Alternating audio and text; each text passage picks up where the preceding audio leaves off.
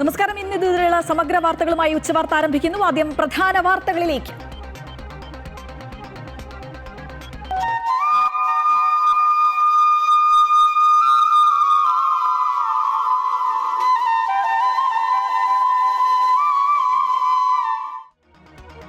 ഓണം കളറാക്കാനൊരുങ്ങി നാടും നഗരവും. ടൂറിസം വാരാഘോഷത്തിന് ഇന്ന് തുടക്കമാകും. മുഖ്യമന്ത്രി വി.ഡി. സതീശൻ ഉദ്ഘാടനം ചെയ്യും.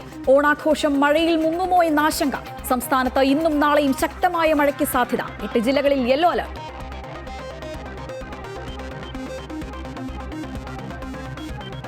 ബെവ്കോയിൽ മദ്യവിൽപ്പന കുത്തനെ കൂടി. കഴിഞ്ഞ ദിവസം വിറ്റത് 280 കോടിയോളം രൂപയുടെ മദ്യം. കഴിഞ്ഞ വർഷത്തേക്കാൾ 30 കോടിയുടെ വർധനവ്. ഓണക്കാലത്ത് വിൽപ്പനയിൽ വൻ വർധനവ് പ്രതീക്ഷിച്ച് ബെവ്കോ.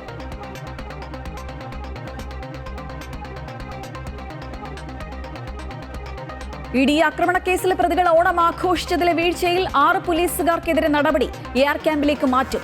SHOയുടെ കാര്യത്തിലെ നടപടി IG തീരുമാനിക്കും. പോലീസുകാരും പ്രതികളും തമ്മിൽ ഗൂഢാലോചന ഉണ്ടായിരുന്നോ എന്ന് DCP അന്വേഷിക്കും.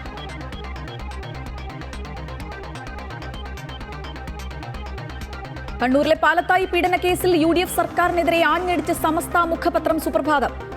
പ്രതി പത്മരാജന്റെ ശിക്ഷ മരവിപ്പിച്ച കോടതി വിധി. സംസ്ഥാന സർക്കാരും പ്രോസിക്യൂഷനും ചോദിച്ചു വാങ്ങിയ പരാജയമെന്ന മുഖപ്രസംഗം. ജാമ്യം ഒരുക്കിക്കൊടുത്തത് സർക്കാരെന്ന CPM കണ്ണൂർ ജില്ലാ സെക്രട്ടറി KK രാഗേഷ്.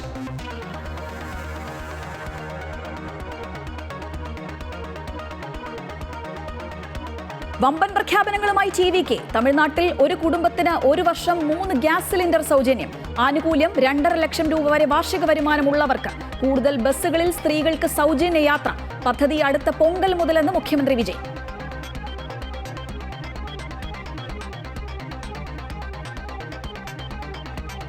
കൊളംബോ ടെസ്റ്റിൽ ശ്രീലങ്കയ്ക്കെതിരെ ഇന്ത്യ ശക്തമായ നിലയിൽ. 7 വിക്കറ്റ് നഷ്ടത്തിൽ 433 റൺസ് എന്ന നിലയിൽ. ധ്രുവ് ജൂറൽ 60 റൺസുമായി ക്രീസിൽ. മ്യൂസിയം പോലീസ് സ്റ്റേഷന് മുന്നിലെ ED കേസ് പ്രതികളുടെ ഓണാഘോഷത്തിൽ വീഴ്ച വരുത്തിയ 6 പോലീസ് ഉദ്യോഗസ്ഥർക്കെതിരെ നടപടി വരുന്നു. 6 പേരെ AR ക്യാമ്പിലേക്ക് സ്ഥലം മാറ്റും. SHOക്കെതിരായ നടപടി പക്ഷേ IG തീരുമാനിക്കും. GD ചാർജുള്ള ഉദ്യോഗസ്ഥൻ പ്രതികൾ ദൃശ്യങ്ങൾ ചിത്രീകരിച്ചപ്പോൾ നോക്കി നിന്ന പോലീസ് ഉദ്യോഗസ്ഥർ ഉൾപ്പെടെ 6 പേരെയാണ് AR ക്യാമ്പിലേക്ക് മാറ്റുന്നത്. SHOയുടെ കാര്യത്തിൽ എന്ത് നടപടി വേണമെന്ന കാര്യം IG തലത്തിൽ തീരുമാനിക്കും. SHO ആയിരുന്ന പ്രശാന്ത് ഇന്നലെ സ്റ്റേഷൻ ചുമതല വിട്ടു. ഓണാഘോഷം സംഘടിപ്പിച്ച പോലീസുകാർക്ക് പ്രതികളുമായി ഏതെങ്കിലും തരത്തിൽ ബന്ധമുണ്ടോ എന്ന് DCP അന്വേഷിക്കും. ക്രമസമാധാന ചുമതലയുള്ള ADGPയുടെ ഉത്തരവിനെ തുടർന്നാണ് സ്പെഷ്യൽ ബ്രാഞ്ച് അന്വേഷണം നടത്തി റിപ്പോർട്ട് സമർപ്പിച്ചത്. ഇതിന്റെ അടിസ്ഥാനത്തിലാണ് തുടർ നടപടികൾ. അമൃത ന്യൂസ്, തിരുവനന്തപുരം. ബെവ്കോയിൽ മദ്യവിൽപ്പന കുത്തനെ കൂടിയിരിക്കുകയാണ്. 280 കോടിയോളം രൂപയുടെ മദ്യമാണ് കഴിഞ്ഞ ദിവസം വിറ്റത്. കഴിഞ്ഞ വർഷത്തേക്കാൾ 30 കോടിയുടെ വർധനവാണ് ഉണ്ടായിട്ടുള്ളത്. ഓണക്കാലത്ത് വിൽപ്പനയിൽ വൻ വർധനവ് പ്രതീക്ഷിക്കുകയാണ് ബെവ്കോ. കൂടുതൽ വിവരങ്ങളുമായി രജിത് കുമാർ ചേരുകയാണ്. രജിത്ത്, ഓണം കളറാവുകയാണ്. കാരണം മദ്യവിൽപ്പന ബെവ്കോയെ സംബന്ധിച്ച് വലിയ വരുമാനമാകുന്നു. റെക്കോർഡിട്ട് മുന്നേറുകയാണ് തുടക്കത്തിൽ തന്നെ. ഏത് ഔട്ട്ലെറ്റാണ് ഏറ്റവും മുന്നിൽ നിൽക്കുന്നത്?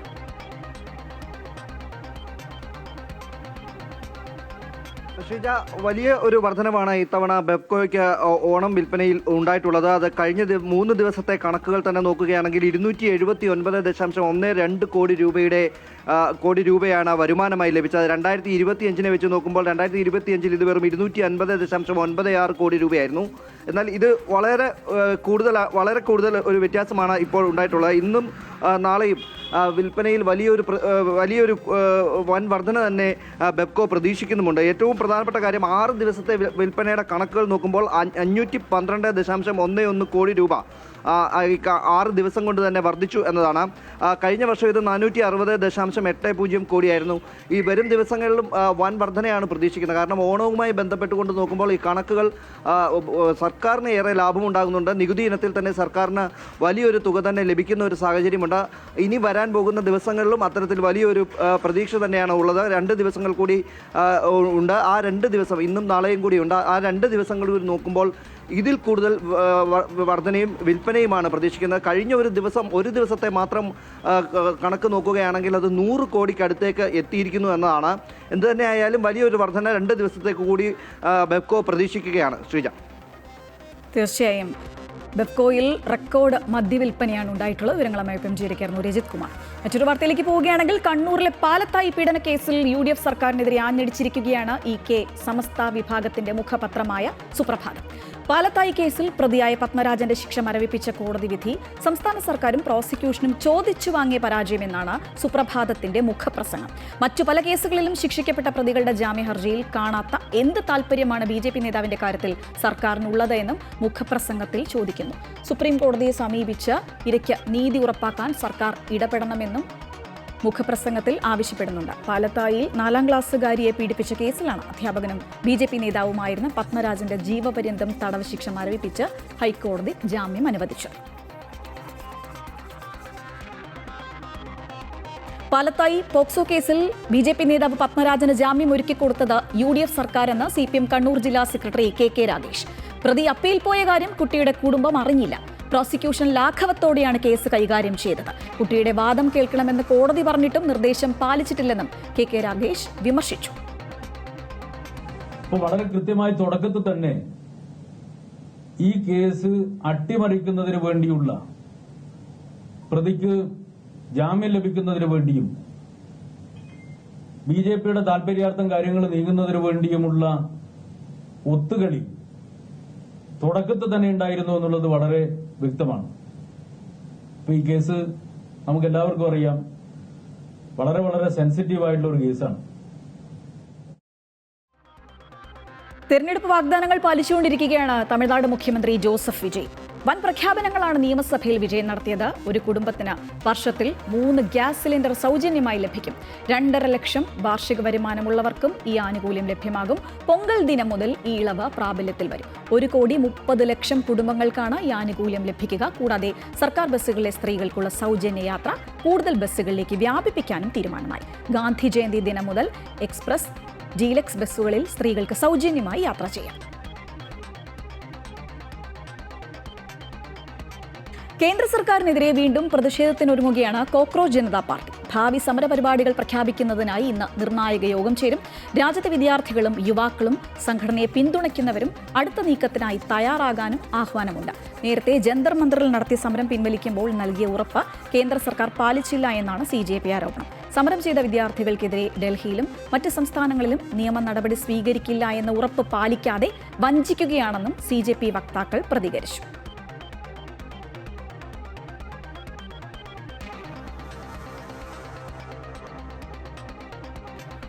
മഹാരാഷ്ട്രയിലെ അമരാവതി ജില്ലാ ആശുപത്രിയിൽ NICUവിൽ വലിയൊരു തീപിടുത്തമുണ്ടായിരിക്കുന്നു. വെന്റിലേറ്റർ പൊട്ടിത്തെറിച്ച് 3 നവജാത ശിശുക്കൾ മരിച്ചു. പുലർച്ചെ 3:30 ആശുപത്രിയിലെ 3ാം നിലയിലാണ് അപകടമുണ്ടായത്. സംഭവ സമയത്ത് 39 കുഞ്ഞുങ്ങളാണ് വാർഡിലുണ്ടായിരുന്നത്. ആശുപത്രി ജീവനക്കാർ ഉടനെ തന്നെ രക്ഷാപ്രവർത്തനം നടത്തുകയും മറ്റു കുഞ്ഞുങ്ങളെ സുരക്ഷിതമായി പുറത്തെത്തിക്കുകയും ചെയ്തു. പൊള്ളലേറ്റ 6 കുഞ്ഞുങ്ങളെ വിദഗ്ധ ചികിത്സയ്ക്കായി സൂപ്പർ സ്പെഷ്യാലിറ്റി ആശുപത്രിയിലേക്ക് മാറ്റി. അന്വേഷണം ആരംഭിച്ചിരിക്കുകയാണ് പോലീസ്. അപകടത്തിന്റെ കാരണം പക്ഷേ വ്യക്തമായിട്ടില്ല.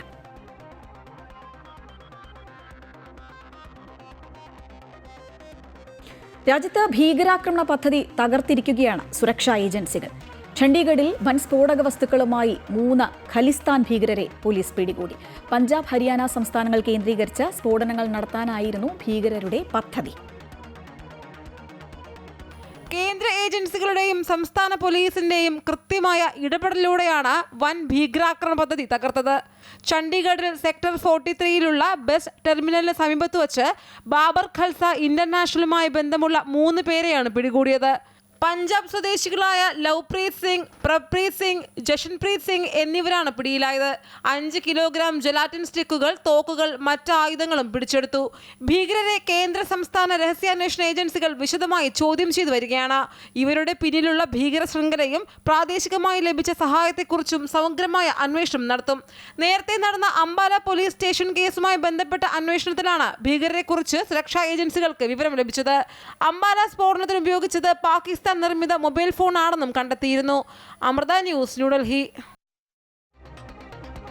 ഇന്ത്യ ചൈന അതിർത്തി പ്രശ്നങ്ങളിലെ ചർച്ചകൾക്കായി ദേശീയ സുരക്ഷാ ഉപദേഷ്ടാവ് അജിത് ഡോവൽ ഇന്ന് ചൈനയിലെത്തും. ചൈനീസ് വിദേശകാര്യമന്ത്രി വാങ് യിയുമായി അജിത് ഡോവൽ നാളെ ചർച്ച നടത്തും. അടുത്ത മാസം ഡൽഹിയിൽ നടക്കുന്ന ബ്രിക്സ് ഉച്ചകോടിക്കായി Chinese president Xi Jinping ഇന്ത്യയിൽ എത്തുന്നതിന് മുൻപായിട്ടാണ് ഡോവലിന്റെ സന്ദർശനം. ദേശീയ സുരക്ഷാ ഉപദേഷ്ടാവ് അജിത് ഡോവൽ ഇന്നും നാളെയും ചൈനയിൽ ഔദ്യോഗിക സന്ദർശനം നടത്തും. ചൈനീസ് വിദേശകാര്യമന്ത്രി വാങ് യിയുമായി അദ്ദേഹം നാളെ ഉഭയകക്ഷി ചർച്ച നടത്തുന്നുണ്ട്. അതിർത്തി പ്രശ്നങ്ങൾ പരിഹരിക്കുന്നതിന് ഇരു രാജ്യങ്ങളും തുടർന്നുവരുന്ന ചർച്ചകളുടെ ഭാഗമായാണ് ഡോവലിന്റെ ചൈനീസ് സന്ദർശനം. നേരത്തെ 2020 ഗാൽവൻ മേഖലയിലുണ്ടായ സംഘർഷത്തെ തുടർന്ന് ഇന്ത്യ ചൈന ബന്ധം വഷളായിരുന്നു. പിന്നീട് നയതന്ത്ര സൈനിക തലങ്ങളിൽ പ്രശ്നപരിഹാരത്തിന് ചർച്ച തുടരുകയാണ്. നേരത്തെ അരുണാചൽ പ്രദേശിലെ വിവിധ സ്ഥലങ്ങൾക്ക് ചൈന പുതിയ പേരുകൾ നൽകിയതിനെതിരെ ഇന്ത്യ കടുത്ത എതിർപ്പും വിമർശനവും ഉന്നയിച്ചിരുന്നു. അതിർത്തിയിൽ സമാധാനമാണ് ആഗ്രഹിക്കുന്നതെന്നും എന്നാൽ കടന്നുകയറ്റത്തെ ശക്തമായി ചെറുക്കുമെന്നുമാണ് ഇന്ത്യയുടെ നിലപാട്. കൂടാതെ ബ്രിക്സ് ഉച്ചകോടിക്ക് മുൻപായാണ് അജിത് ഡോവലിന്റെ ചൈന സന്ദർശനം. സെപ്റ്റംബർ 12, 13 തീയതികളിൽ ഡൽഹിയിൽ നടക്കുന്ന ബ്രിക്സ് ഉച്ചകോടിയിൽ ചൈനീസ് പ്രസിഡന്റ് ഷീ ജിൻപിങ് പങ്കെടുക്കുമെന്നാണ് പ്രതീക്ഷിക്കുന്നത്. ഉച്ചകോടിയുടെ ഭാഗമായി പ്രധാനമന്ത്രി നരേന്ദ്രമോദിയും ഷീ ജിൻപിങ്ങും തമ്മിൽ പ്രത്യേക കൂടിക്കാഴ്ച നടത്താനും സാധ്യതയുണ്ട്. അമൃത ന്യൂസ്, ന്യൂഡൽഹി. വഖഫ് വിഷയത്തിലടക്കം CPM-നെ അനുകൂലിച്ചും സംസ്ഥാന സർക്കാരിനെ പ്രതിക്കൂട്ടിലാക്കിയും രൂക്ഷ വിമർശനം നടത്തിയ സമസ്ത നേതാവ് ഉമർ ഫൈസി മുക്കത്തിന്റെ നിലപാട് മുസ്ലിം ലീഗിനെയും സർക്കാരിനെയും വെട്ടിലാക്കുന്നു. ഇന്നലെ മലപ്പുറത്തെ CPM-ന്റെ സെമിനാറിൽ വെച്ചാണ് ഉമർ ഫൈസി സർക്കാരിനെതിരെ ആഞ്ഞടിച്ചത്. സർക്കാർ RSS-ന് അനുകൂലമായി നടപടിയെടുക്കുന്നു എന്നായിരുന്നു വിമർശനം. വഖഫ് വിഷയത്തിൽ UDF കീഴടങ്ങിയെന്ന CPM പ്രചരണത്തിനിടെയാണ് സമസ്ത സെക്രട്ടറിയുടെ വിമർശനവും വന്നിരിക്കുന്നത്. വിഷയത്തിൽ ലീഗ് നേതാക്കൾ പ്രതികരിച്ചിട്ടില്ല. മന്ത്രി കുഞ്ഞാലിക്കുട്ടിയും ലീഗ് നേതാവ് PMA സലാമും കോഴിക്കോടുണ്ട്. ഉമർ ഫൈസിക്ക് ഇവർ എന്തു മറുപടി നൽകുമെന്ന ആകാംക്ഷയാണ് നിലവിൽ ഉയരുന്നത്.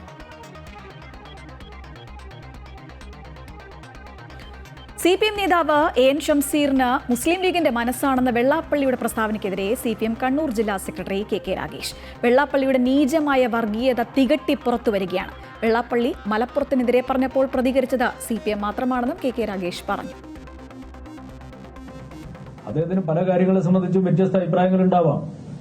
പക്ഷെ മതനിരപേക്ഷതയെ ദുർബലപ്പെടുത്തുന്ന ഒരു സമീപനമല്ല ശ്രീനാരായണ പ്രസ്ഥാനത്തിന്റെ ഭാഗമായി നിൽക്കുന്ന അതിന്റെ നേതാവായിട്ടുള്ള ഒരാള് അത്തരമൊരു സമീപനമല്ല സ്വീകരിക്കേണ്ടത്. ആഭ്യന്തര വിമർശനങ്ങൾക്കെതിരെ ഇറാൻ പ്രസിഡന്റ് മസൂദ് പെഷസ്കിയാൻ ആഞ്ഞടിച്ചു. കാഴ്ചക്കാരായി നിന്ന് അഭിപ്രായം പറയാൻ എളുപ്പമാണെന്നും അഭിപ്രായം പറയുന്നവർ മുന്നോട്ട് വന്ന് സഹായിക്കണമെന്നും മസൂദ് പെഷസ്കിയാൻ പറഞ്ഞു. അമേരിക്കയുമായുള്ള സമാധാന ധാരണ തകർത്തതിൽ ആണ് ഇറാൻ പ്രസിഡന്റിന്റെ വിമർശനമെന്നാണ് സൂചന.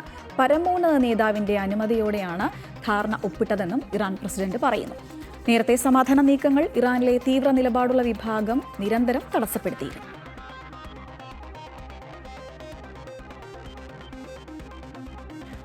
അമേരിക്ക ഇറാൻ ചർച്ചകൾ പുനരാരംഭിക്കാൻ ലക്ഷ്യമിട്ട് പാകിസ്ഥാൻ സൈനിക മേധാവി അസിം മുനീർ തിങ്കളാഴ്ച ഇറാനിലെത്തും. ഇറാനുമായി ചർച്ച നടത്താനാണ് അസിം മുനീർ എത്തുന്നത്. ചർച്ചയിൽ നിർണായക സന്ദേശങ്ങൾ കൈമാറുമെന്നാണ് റിപ്പോർട്ട്. പാകിസ്ഥാൻ, സൗദി, തുർക്കി എന്നീ രാജ്യങ്ങൾ ഒപ്പുവെച്ച മക്ക കരാറിന് ശേഷമുള്ള അസിം മുനീറിന്റെ ആദ്യ സന്ദർശനമാണ്. അസിം മുനീർ തിങ്കളാഴ്ച ഇറാൻ സന്ദർശിക്കുമെന്നത് ഇറാൻ വിദേശകാര്യ മന്ത്രാലയ വക്താവ് ഇസ്മായിൽ ബാഘേയി കഴിഞ്ഞ ദിവസം സ്ഥിരീകരിച്ചിരുന്നു. അമേരിക്ക ഇറാൻ സമാധാന ചർച്ചകളിൽ പാകിസ്ഥാൻ നേരത്തെയും മധ്യസ്ഥത വഹിച്ചിരുന്നു. ഇതിന്റെ ഭാഗമായാണ് അസിം മുനീറിന്റെ സന്ദർശനം. കണ്ണൂർ കലിയാശ്ശേരിയിൽ സ്വകാര്യ ബസ് മറിഞ്ഞ് അപകടം സംഭവിച്ചിരിക്കുന്നു. 15 പേർക്ക് പരിക്കേറ്റിട്ടുണ്ട്. 2 പേരുടെ നില ഗുരുതരമാണ്. തളിപ്പറമ്പ് ഭാഗത്തു നിന്ന് കണ്ണൂരിലേക്ക് വരുന്ന ബസ്സാണ് അപകടത്തിൽപ്പെട്ടത്. റോഡ് മുറിച്ചു കടന്ന കാൽനട യാത്രികനെ രക്ഷിക്കുന്നതിനിടയിലാണ് ബസ് അപകടത്തിൽപ്പെട്ടത്. ജോസഫ് തയ്യാറാക്കിയ റിപ്പോർട്ടിലേക്ക്. രാവിലെ 11 മണിയോടുകൂടിയാണ് ദേശീയപാതയിലെ അപകടം നടക്കുന്നത്. തളിപ്പറമ്പിൽ നിന്ന് കണ്ണൂർ ഭാഗത്തേക്ക് പോകുകയായിരുന്ന സ്വകാര്യ ബസ്സാണ് അപകടത്തിൽപ്പെട്ടത്. 40ഓളം യാത്രക്കാരാണ് ഉണ്ടായിരുന്നത്. 15 പേർക്ക് പരിക്കേറ്റിട്ടുണ്ട്. അതിൽ 2 പേരുടെ പരിക്ക് അതീവ ഗുരുതരമുള്ളതാണ്. ഇവരെ കണ്ണൂരിലെ വിവിധ ആശുപത്രികളിൽ ഇപ്പോൾ പ്രവേശിപ്പിച്ചിരിക്കുകയാണ്. തളിപ്പറമ്പിൽ നിന്ന് കണ്ണൂരിലേക്ക് പോകുമ്പോൾ കീച്ചേരിക്കുന്നിൽ ഒരു കാൽനട യാത്രികനെ രക്ഷിക്കുന്നതിനുള്ള ശ്രമത്തിനിടെയാണ് ഈ സ്വകാര്യ ബസ് അപകടത്തിൽപ്പെട്ടത്. ഡ്രൈവറും കണ്ടക്ടറും ഉൾപ്പെടെയുള്ള ആളുകൾക്ക് പരിക്കേറ്റിട്ടുണ്ട്. എന്തായാലും 2 പേരുടെ പരിക്കാണ് അതീവ ഗുരുതരമാണ് എന്ന് ഇപ്പോൾ വിവരം ലഭിച്ചിട്ടുള്ളത്. പിന്നീട് പോലീസും ഫയർഫോഴ്സും അതുപോലെ തന്നെ നാട്ടുകാരുടെ നേതൃത്വത്തിൽ ഈ അപകടത്തിൽപ്പെട്ട ആളുകളെ പൂർണ്ണമായും പുറത്തെത്തിക്കുകയായിരുന്നു. പിന്നീട് ഈ ബസ് ഉൾപ്പെടെ ഇവിടെ നിന്ന് നീക്കം ചെയ്യുന്നതിനുള്ള നടപടികൾ സ്വീകരിച്ചു. എന്തായാലും 2 പേർക്ക് അതീവമായി ഗുരുതരമായി പരിക്കേറ്റിട്ടുണ്ട് എന്നാണ് ലഭിക്കുന്ന ഏറ്റവും പ്രധാനപ്പെട്ട വിവരം. ഇവർ കണ്ണൂരിലെ സ്വകാര്യ ആശുപത്രിയിൽ ഇപ്പോൾ ചികിത്സയിലാണ്. ഇനി ഓണക്കാഴ്ചയിലേക്ക്, വിശേഷങ്ങളിലേക്ക്.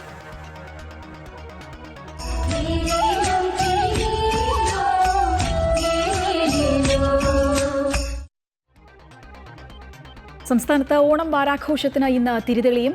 തിരുവനന്തപുരം കനകക്കുന്ന് നിശാഗന്ധി ഓഡിറ്റോറിയത്തിൽ മുഖ്യമന്ത്രി വി ഡി സതീശൻ ആഘോഷങ്ങൾ ഉദ്ഘാടനം ചെയ്യും. 100 കണക്കിന് കലാകാരന്മാർ പങ്കെടുക്കുന്ന 340 കലാപരിപാടികളാണ് 35 വേദികളിലായി നടക്കുന്നത്.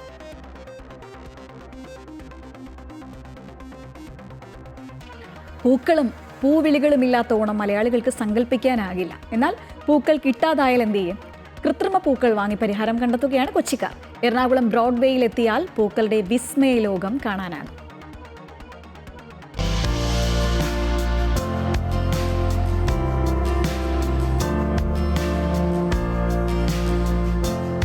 ഏത് നിറത്തിലും വലുപ്പത്തിലുമുള്ള പൂക്കൾ ബ്രോഡ്വേ മേത്തർ ബസാറിൽ ലഭ്യമാണ്.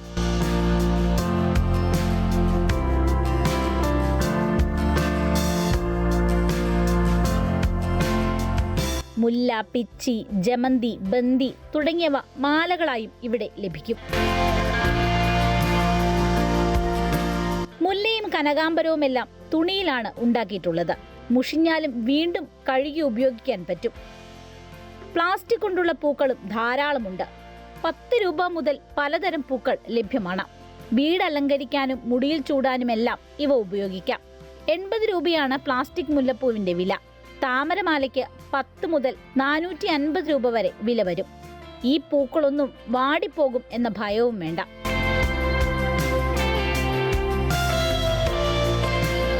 കൃത്രിമ പൂക്കളമാണ് ബ്രോഡ്വേയിലെ പ്രധാനപ്പെട്ട മറ്റൊരു ഹൈലൈറ്റ്.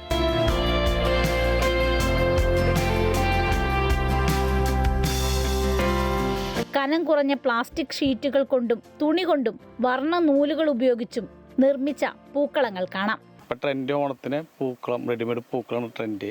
അത് സ്റ്റാർട്ടിങ് വരുന്നത് 350 രൂപ, 750 രൂപ, 1000 രൂപ, 2-3 വലിപ്പങ്ങൾ വരുന്നുണ്ട്. വിദേശത്തിന് കൂടുതൽ പോകുന്നത് റെഡിമെയ്ഡ് പൂക്കളം പോകുന്നത്. വിദേശത്തുള്ളവർ വന്നു കഴിഞ്ഞാൽ അവരാണ് ഏറ്റവും കൂടുതൽ കൊണ്ടുപോകുന്നത്.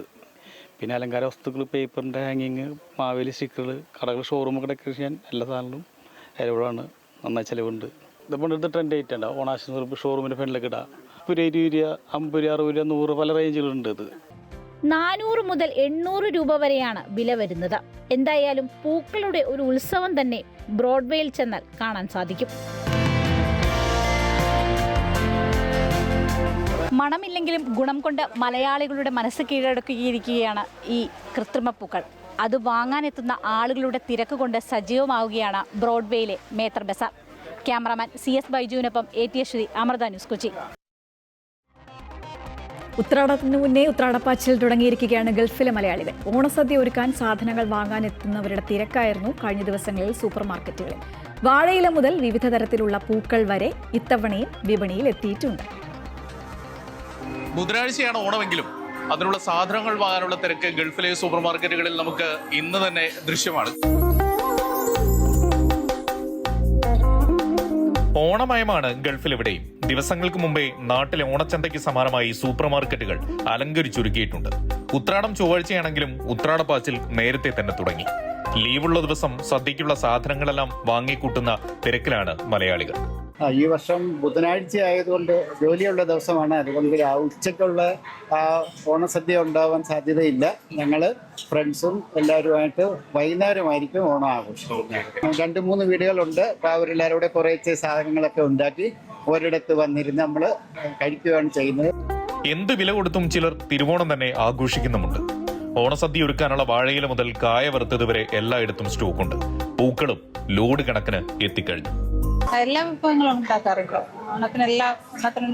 ഓണത്തിൻ്റെതായ എല്ലാ വിഭവങ്ങളും ഉണ്ടാക്കാറുണ്ട്. കടപ്രഥമൻ ഉൾപ്പെടെ എല്ലാം ഉണ്ടാക്കും. വീട്ടിലെ അമ്മയും കുഞ്ഞൊക്കെ നാട്ടിലാണ്, വർക്കുണ്ട്. അപ്പോൾ മോസ്റ്റ്ലി പുറത്തുനിന്നായിരിക്കും കഴിക്കുന്നുണ്ടാവും മിക്കവാറും. നാട്ടിൽ പരമാവധി 4-ാം ഓണം വരെ ആഘോഷിച്ച് ഇക്കൊല്ലത്തെ ഓണക്കാലം തീരുമെങ്കിലും ഗൾഫിലെ ഓണം യഥാർത്ഥത്തിൽ തുടങ്ങുന്നത് അപ്പോഴാണ്. പിന്നെ അടുത്ത ക്രിസ്മസ് വരെ ഈ ഓണാഘോഷം തുടരും. അങ്ങനെ ഒരു മാരത്തൺ ഓണക്കാലത്തിനു കൂടി തുടക്കമാവുകയാണ്. ദുബായിൽ നിന്നും ജെറിൻ ജേക്കബിനൊപ്പം CP വിപിൻ ദാസ്, അമൃത ന്യൂസ്. സംസ്ഥാനത്ത് ഇന്ന് വിവിധ ജില്ലകളിൽ ശക്തമായ മഴയുണ്ടാകുമെന്നാണ് കാലാവസ്ഥാ നിരീക്ഷണ കേന്ദ്രം അറിയിച്ചിട്ടുള്ളത്. മധ്യ കേരളത്തിൽ ഉൾപ്പെടെ 8 ജില്ലകളിൽ യെല്ലോ അലർട്ട് പ്രഖ്യാപിച്ചിട്ടുണ്ട്. ഇടുക്കിയിൽ ഉച്ചവരെ ഓറഞ്ച് അലർട്ട് നൽകിയിട്ടുണ്ട്. കള്ളക്കടൽ പ്രതിഭാസത്തിനും കടൽക്ഷോഭത്തിനും സാധ്യതയുള്ളതിനാൽ മത്സ്യത്തൊഴിലാളികൾക്കും തീരദേശവാസികൾക്കും ജാഗ്രതാ നിർദ്ദേശം നൽകിയിട്ടുണ്ട്.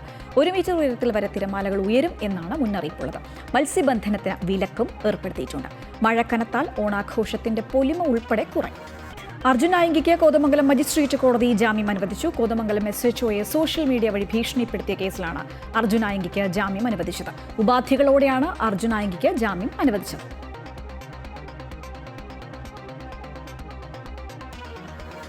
കഴിഞ്ഞ 100 ദിവസം ഒന്നും ചെയ്യാത്ത VD സതീശൻ സർക്കാർ അടുത്ത 5 വർഷം എന്തെങ്കിലും ചെയ്യുമെന്ന് കരുതുന്നില്ല എന്ന് BJP സംസ്ഥാന അധ്യക്ഷൻ രാജീവ് ചന്ദ്രശേഖർ. 5 ഗ്യാരണ്ടികൾ വാഗ്ദാനം നൽകിയിട്ട് 1 മാത്രമാണ് നടപ്പിലാക്കിയത്. വർഗീയതയെ പുറത്തു നിർത്തുമെന്ന് പറഞ്ഞ VD സതീശൻ വർഗീയ രാഷ്ട്രീയത്തിന് അടിമപ്പെട്ടുവെന്നും അദ്ദേഹം ആരോപിച്ചു. 5 ഗ്യാരണ്ടിന്റെ വാഗ്ദാനം കൊടുത്ത VD സതീശൻ സർക്കാർ ഒരു ഗ്യാരണ്ടി മാത്രമേ നടപ്പിലാക്കിയിട്ടുള്ളൂ.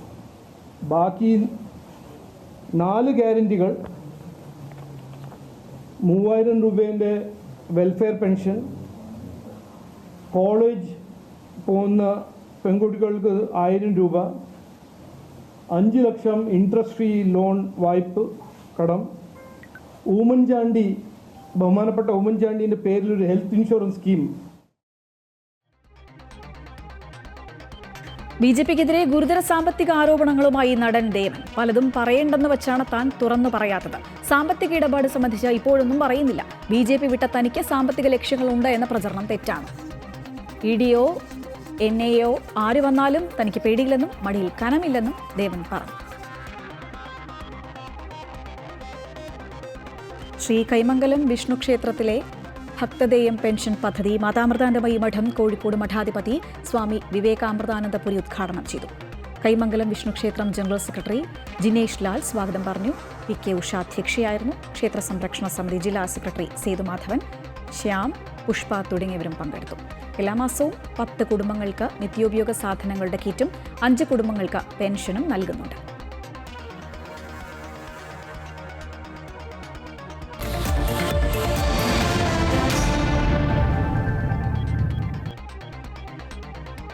ഇന്ത്യ ശ്രീലങ്ക 2ാം ടെസ്റ്റിന്റെ 2ാം ദിനം ഇന്ത്യ മികച്ച നിലയിലാണ്. ബാറ്റിംഗ് തുടരുന്ന ഇന്ത്യ 7 വിക്കറ്റ് നഷ്ടത്തിൽ ഇപ്പോൾ 437 റൺസ് എടുത്തിട്ടുണ്ട്. ധ്രുവ് ജൂറലും മാനു സുതാറുമാണ് ക്രീസിൽ. 5 വിക്കറ്റ് നഷ്ടത്തിൽ 300 റൺസ് എന്ന നിലയിലാണ് ഇന്ത്യ 2ാം ദിനം ബാറ്റിംഗ് തുടങ്ങിയത്.